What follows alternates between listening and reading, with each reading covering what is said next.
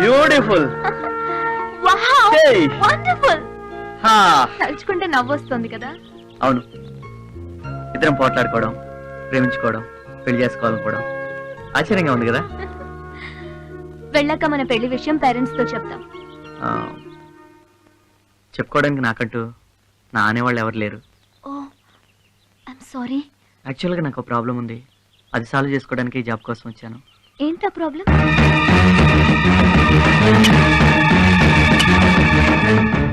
ఏంటండి ఇది? నీకు తెలుసుగా మురళి, ఈ పొలం అమ్మి నా బాకీ తీర్చుకోమని కోర్టు ఆర్డర్ వేసింది. పొలం అమ్మాలంటే ఈ సమాధులు అడ్డంగా ఉన్నాయి, అందుకే తీయించేస్తున్నాను. ఇవి మీకు చూడడానికి సమాధులే కావచ్చు, కానీ నాకు మాత్రం దేవాలయం సార్.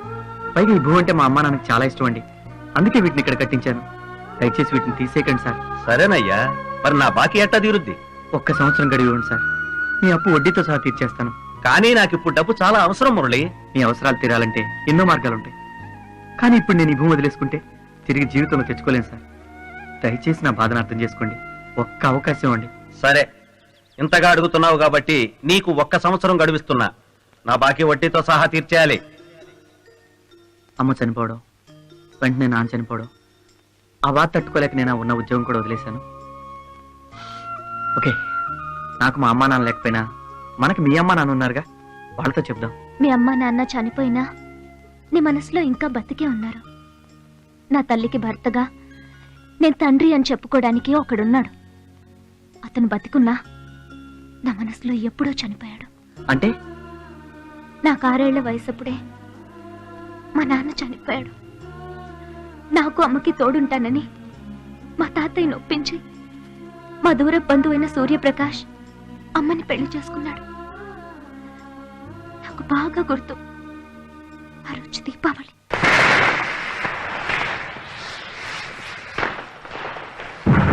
పండగ నాడు మీ సంతోషం కోసం ఆస్తిని బాగానే తగలబెడుతున్నారు, కానీ నా సంతోషం కోసం ఇక్కడ సంతకం తగలెట్టు. మొన్నే కదా పెట్టాను, మళ్ళీ ఎందుకు? పండగ మామూలు అనుకో, పెట్టు.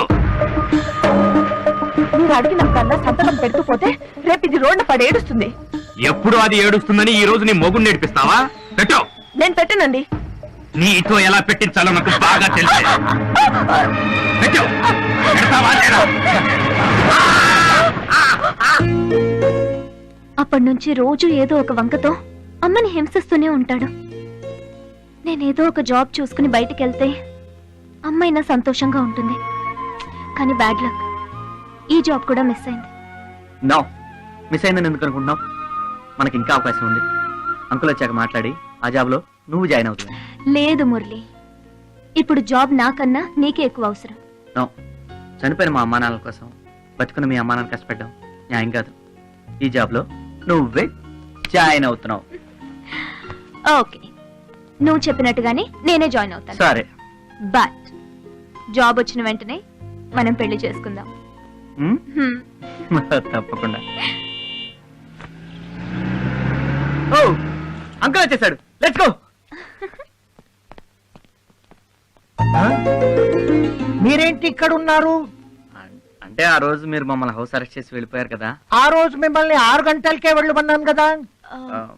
వెళ్దాం అనుకున్నాం, కానీ ఆ రోజు ఏం జరిగిందంటే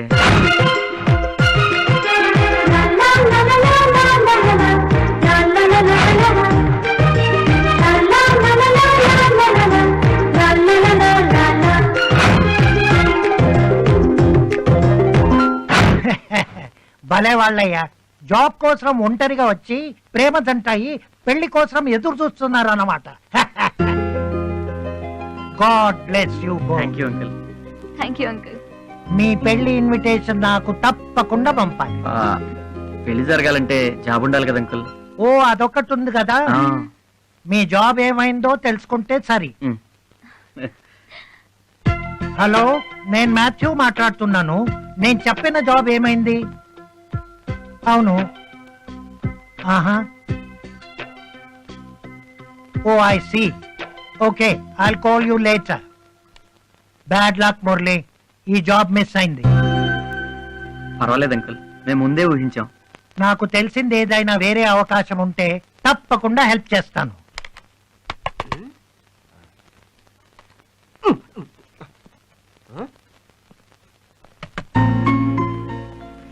ఏంట్రా వాకు వీక్ గా ఉంది. ఇంటర్వ్యూ ఏమైందమ్మా? పీకింది. తెలుసు, బాధపడకు, నేను ఉన్నాను కదా. ఉమ్, ఏంటా లుక్కు, నీకోసం జాబ్ చూసి పెట్టానమ్మా. నువ్వు నా కోసం జాబ్ చూసావా? యా అదేమన్నా టీవీ అనుకున్నావు ఎప్పుడు పడితే అప్పుడు ఆన్ చేయడానికి? అంతేలేరా, చార్లో చెప్తే రికమెండేషన్, మేము చెప్తే ఇరిటేషన్. వెయిట్. ఏడ్చు. ఏంటది? ఏ కళ్ళు పోయా? చూసుకో. ఎటకారం ఎక్కువైంది రో. తీసుడు.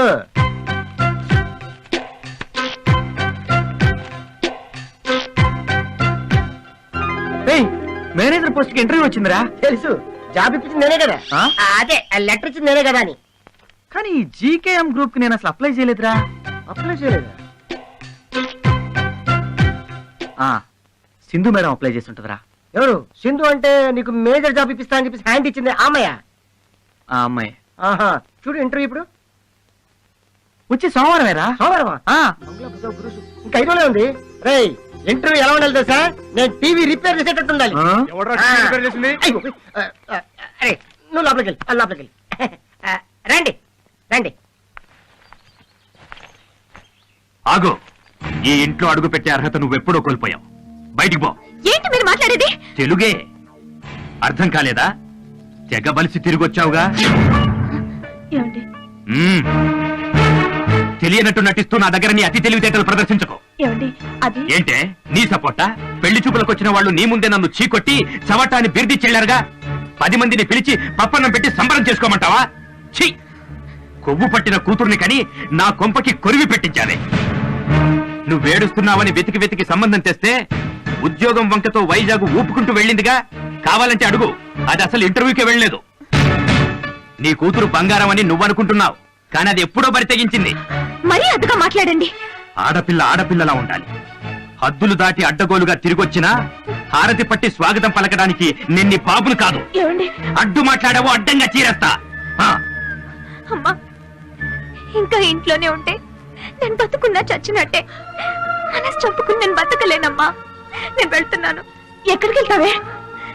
ఇక్కడ నుండి నేను సంతోషంగా ఉండమ్మా. అది కదే, నా మాట వినవే. ఎక్కడికే? లోపలికి వెళ్ళు. అయ్యో, దాని ఆపండి. ఏ?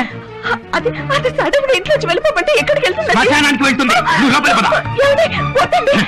వద్దండి, నా మాట వినండి. నన్ను పిలవండి. ఏమండి? దయచేసి నా మాట. లోపలికి పదవే.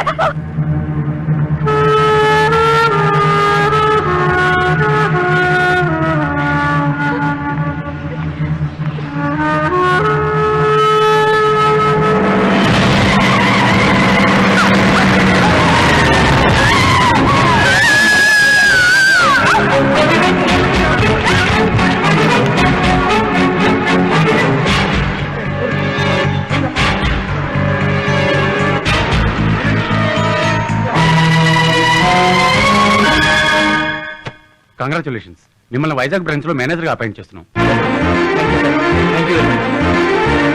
రఘు, రే రఘు, నాకు జాబ్ వచ్చిందిరా. నిజంగానా? జీకే ఫార్మాస్ లో మార్కెటింగ్ మేనేజర్ రా. అట్టగా, కంగ్రాట్స్ రా. థ్యాంక్ యూ రా. జీతం ఎంతరా? 15,000 రా. ఎంతకాలానికి నీ కళ్ళలో ఆనందం చూశాను రా. త్వరలో నీ ఆశయం నెరవేరబోతుంది. ఇప్పుడు జాయిన్ అవ్వాలి? నెక్స్ట్ వీకే రా, వైజాగ్ లో. వైజాగ్? మరి నేను? అదేంటో రఘు అలా అంటావు? ఈ ప్రపంచంలో నాకుంది నువ్వు అక్కడవేరా.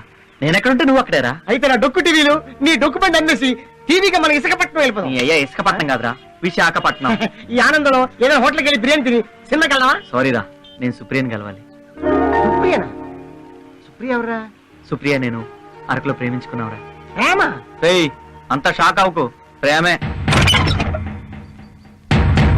ఎవరు కావాలి? సుప్రియ కావాలండి. సుప్రియ? ఆ, నువ్వెవరు? నా పేరు మురళీకృష్ణ అండి. సుప్రియని వైజాగ్ లో కలిశాను. ఓహో, నీతో కలిసి తిరగడానికా పెళ్లి చూపులు కూడా వదిలేసి ఇంటర్వ్యూ పేరుతో వైజాగ్ వెళ్ళింది? ఎందుకురా మీరు ఇలా తయారయ్యారు? అదన్నా దానికి సంబంధించిన మనుషులన్నా నాకు చిరాకేస్తుంది. మీరు బయలుదేరితే మర్యాదగా ఉంటుంది. అది కాదండి, ఒక్కసారి సుప్రియని. సుప్రియని కలుస్తావా? ఆ. అదిగో చూడు.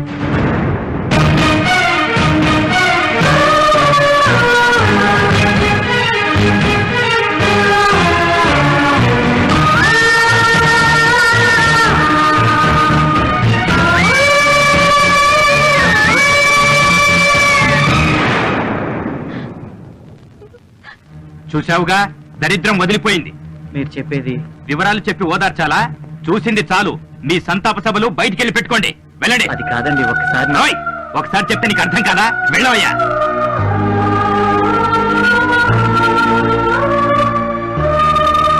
ఏయ్, సుప్రియ చనిపోవడం ఏంట్రా? నేను నమ్మలేకపోతున్నాను. నమ్మాలరా, ఏంట్రా నువ్వు అనేది? సుప్రియ చనిపోవడం నా కళ్ళ నేను చూశాను.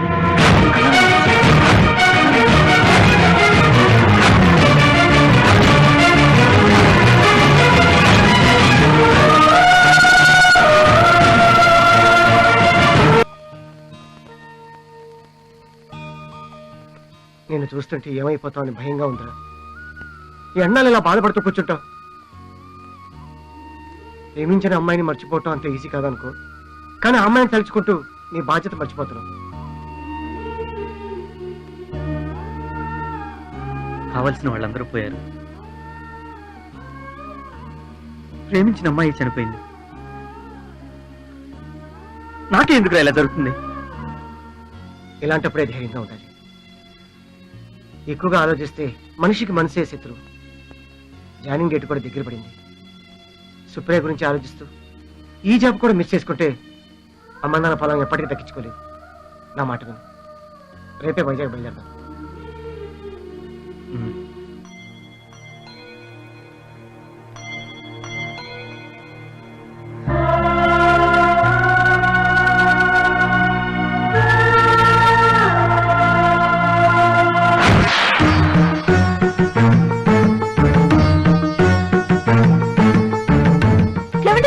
అయ్యో వద్దండి, ప్లీజ్ అండి. ఏంటండి మీరు చేస్తున్న పని? ఏయ్, ఈ దండ తీసావో నీ ఫోటోకు దండ పడుద్ది, జాగ్రత్త.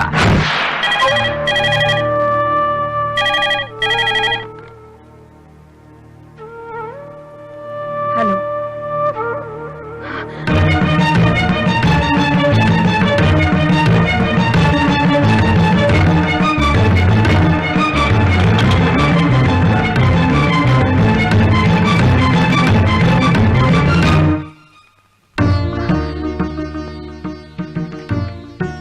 ఓకేనా సుప్రియ? 2 days బెడ్ రెస్ట్ తీసుకో. Okay sir. Thank you doctor.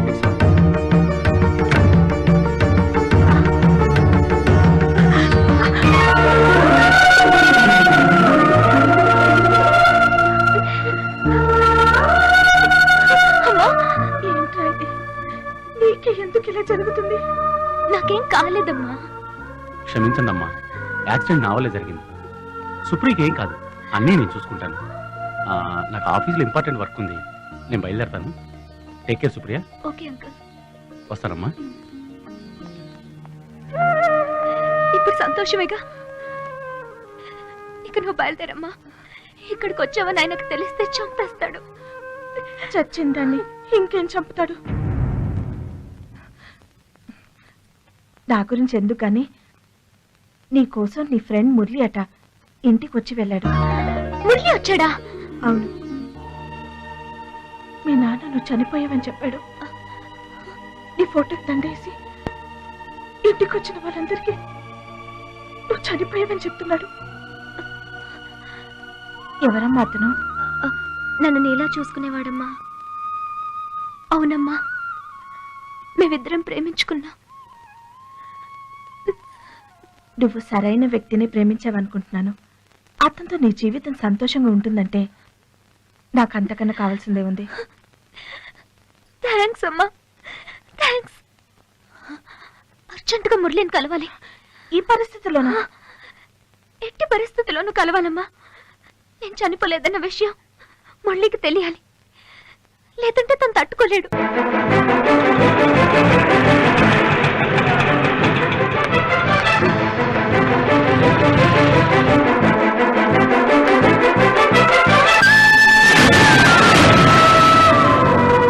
ఎవరు కావాలమ్మా? మీరెవరు? ఇంటి ఓనర్ని. మురళి ఉండేది ఇక్కడేనా? ఇక్కడే ఉండేవారు, ఇల్లు ఖాళీ చేసి వెళ్ళిపోయారు. ఎక్కడికి వెళ్ళారో మీకు తెలుసా? తెలియదమ్మా.